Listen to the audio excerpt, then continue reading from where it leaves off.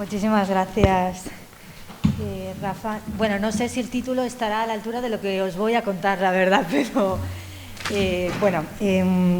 os vengo a contar un poquito como dos vertientes que me parecen divertidas, que como que cogen de forma transversal una forma de hacer que está en mi cabeza y que compaginan, en este caso, mi patita de investigación con mi patita como más laboral profesional, ¿no? Entonces, bueno, voy a empezar por la parte de investigación. Es este proyecto de investigación que está financiado por el Ayuntamiento de Madrid.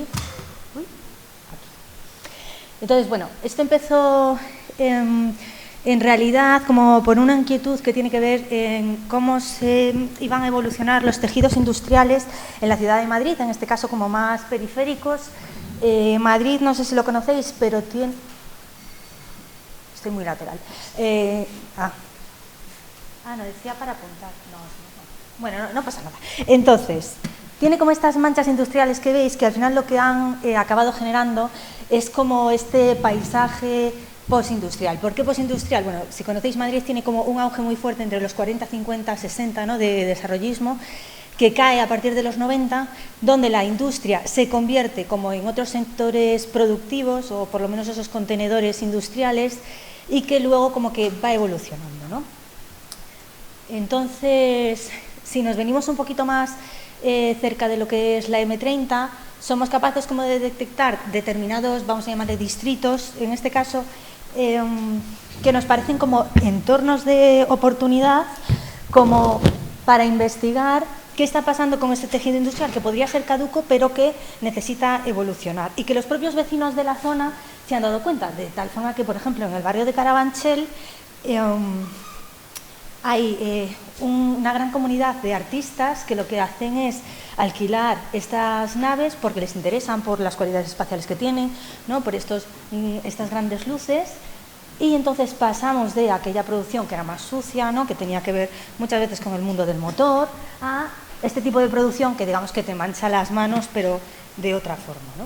Así que nosotros lo que hicimos fue como detectar una serie de edificios que estaban viviendo esta transformación o que ya la habían vivido ya, porque por lo que sea pues ya se habían demolido o se habían convertido en otras industrias, y generar una serie de rutas para pasearlas, para enseñarles a las personas que vivían allí, a interesados, a estudiantes de arquitectura, bueno, a quien le generara inquietud el tema, cómo estaba esta situación. Y para eso lo acompañábamos con unos libros de rutas que generamos, de tal forma que nos parecía bonito que en realidad, bueno, la ruta está pensada como para partir de un metro, hacer la ruta y volver desde el mismo metro, o para partir de un metro, hacer la ruta y llegar a otro metro, ¿no?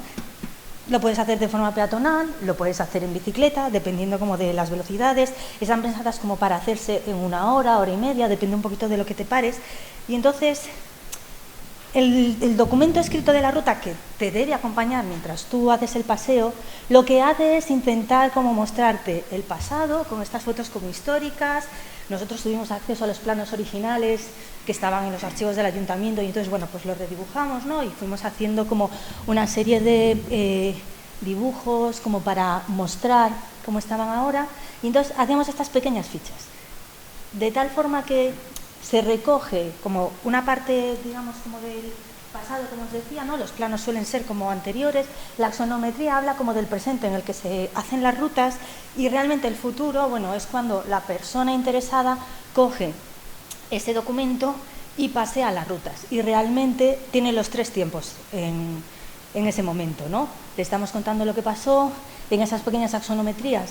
Hay una pequeña narrativa de cómo ha evolucionado cada uno de estos edificios. Aquí os estoy enseñando como las 4 rutas primeras que hicimos, y cuando tú la paseas, que ves realmente cómo esto se ha materializado en el tiempo, ¿no?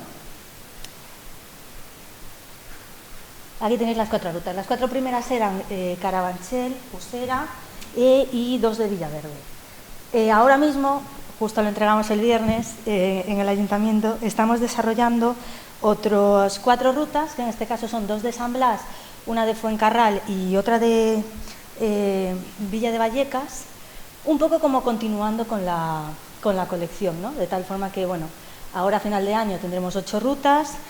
Bueno, y después parece que el ayuntamiento está como interesado en seguir un poquito con este proceso, ¿no? En realidad a esto me refería con los salseos, por eso digo que a lo mejor no estaba a la altura, porque cuando uno se mete en los archivos, ¿no?, y empieza a ver pues las notas, ¿no?, de qué edificio se construyó y luego en realidad la licencia llegó 2 años más tarde y entonces aparece una multa, pero hay una carta como de la propietaria quejándose, bueno, todas esas cosas que uno va descubriendo cuando va como desenmarañando. Y en paralelo a haber desarrollado esta investigación, pero incluso previamente, en la práctica laboral, nosotras desde Conjuntos Empáticos hacíamos como esta serie de intervenciones que tenían que ver, no sé si reconocéis esta fachada del fondo, es la del Ruedo de Madrid.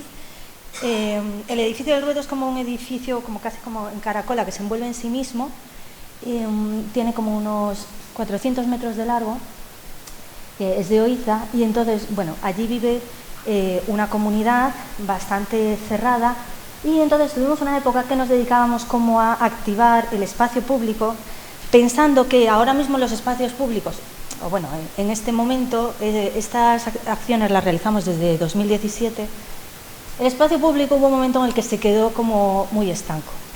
Y parecía que en realidad la ciudadanía necesitaba volver a incorporar a su imaginario cómo podía utilizar esos espacios, ¿no? Y entonces llegábamos y, bueno, pues con unas cuerdas, ahí veis como unos globos y ese tipo de cosas, generabas como un playground, como con muy poquitas cosas, y de repente aparecían como niñas y niños y lo llenaban de vida. Ya os digo, con la intención de generar en el imaginario otra vez como posibles actividades que se podían hacer. Esto no solo lo hicimos en Madrid, lo hicimos también en el Corviale, que está a las afueras de Roma. Entonces, bueno, sí, empezamos como con la intervención de fuera, pero el Corviale, no sé si lo conocéis, tiene como calles en altura, nos recuerda un poquito esta la teoría de los Smithson, ¿no? Y tiene como espacios como comunes en el interior, ¿no? Y entonces, por ejemplo, tiene esta situación de, esto en realidad es un gran espacio para esperar los ascensores, tiene 2 a un lado y 2 al otro lado, y en realidad está totalmente sobredimensionado, ¿no? Y entonces, pues a lo mejor uno puede como generar como pequeños juegos, de tal forma que esos espacios que en principio parece que no valen para nada, puedan valer como para algo más, ¿no?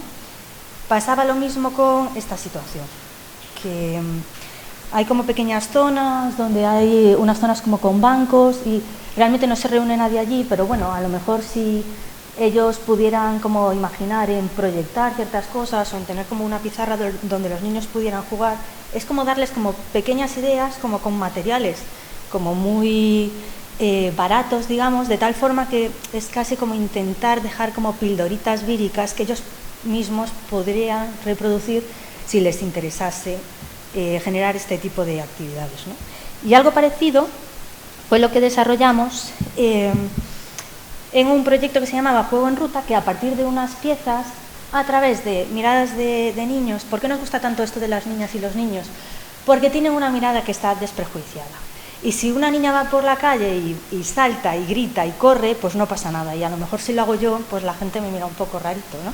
Entonces, a través de ellas podemos como llegar a dinamizar la ciudad de otra forma. Entonces, bueno, les dábamos unas piezas a las peques y entonces les decíamos, ¿cómo puede ser como ese contenedor que te permita llevar juguetes a la calle, ¿no? Y entonces generaban estas pequeñas mochilitas, pero también con esos mismos elementos eran capaces como de generar juegos con sus propias normas y entonces, bueno, así como en asamblearios se ponían de acuerdo, se explicaban las normas unos a otros.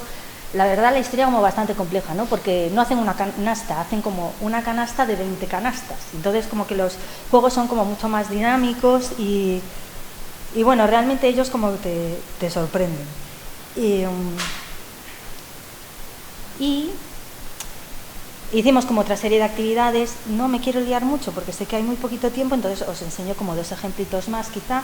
Este tenía unas piezas que las veis ahí como con un tamaño, bueno, más o menos que estaba bien, eran de cartón. Había una primera fase donde hablábamos de la ciudad, qué problemas tenía la ciudad, y ellos customizaban estas piezas. Una segunda fase donde se construía de forma colectiva y una tercera fase donde ya se habitaba como todas juntas, ¿no? Que sería un poco como la cabaña deconstruida como de la contemporaneidad, ¿no? La cabaña en la que todos nos recogemos a lo mejor ya no tiene como sus 4 paredes y su tejadito a 2 aguas, es una cosa como un poco más fluida en este sentido.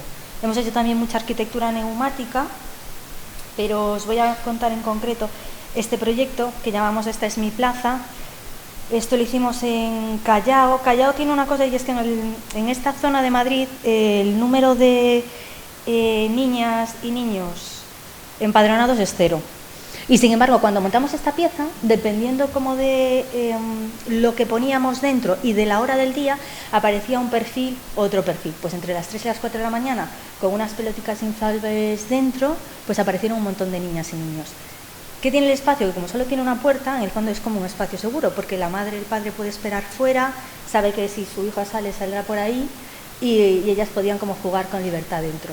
Que si poníamos un concierto acústico, aparecía un perfil que empezaba como a subir de edad.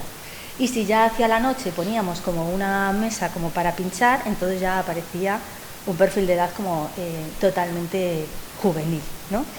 Y entonces, lo que os decía, esta capacidad que tiene la ciudad, que ahora mismo a lo mejor está vacía porque nos hemos olvidado, los políticos se han olvidado, bueno, alguien ya no lo tiene en la cabeza, que en realidad la ciudad es para vivirla todos juntos. Y en el fondo nos parece que a través de esta serie de microactividades, microactivaciones, lo que podemos hacer es como recordarnos que es un lugar realmente para generar comunidad.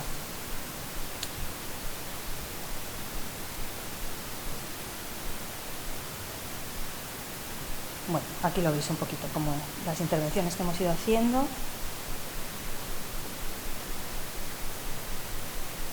Que tienen que ver un poquito con esto de recuperar el suelo público para devolvérselo realmente a quien le pertenece. Muchas gracias.